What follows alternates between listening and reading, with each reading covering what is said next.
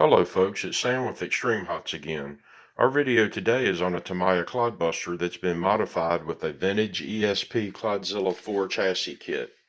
I've owned several of the Clodzilla IV kits over the years, but never built one and installed the electronics in it to get it to the running stage, usually just the shelf queen stage. I've owned this particular kit for several years and again just let it sit on the shelf till a couple weeks ago when I finally decided to get it on the workbench and finish it and get it running. I'm so glad I did because I love the way this truck handles. Even with the rear steer setup, it tracks straight and true. Now let's briefly go over what I used to modify and build this truck.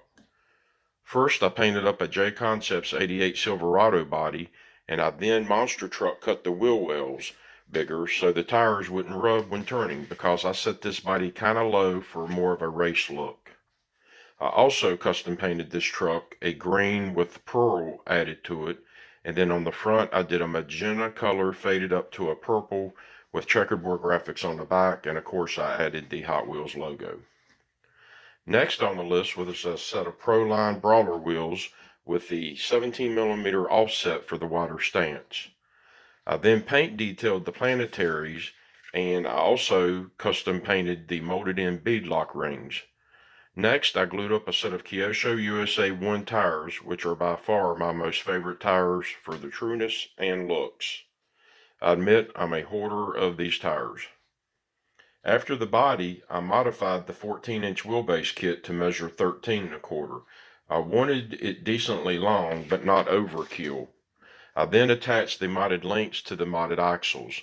I started with brand new axles and added hot racing axle tubes for strength and looks. I modded those for the 4-link system and attached it all together. Next was the axle mounted servo systems. I used carbon fiber upright mounts, and I used a titanium gear servo in the front with a heavy duty Kimbrough saver, and in the back I used a heavy duty metal gear servo with a direct metal arm. I used a set of Traxxas aluminum big bore shocks on the cantilevers, and they work very well, nice and smooth.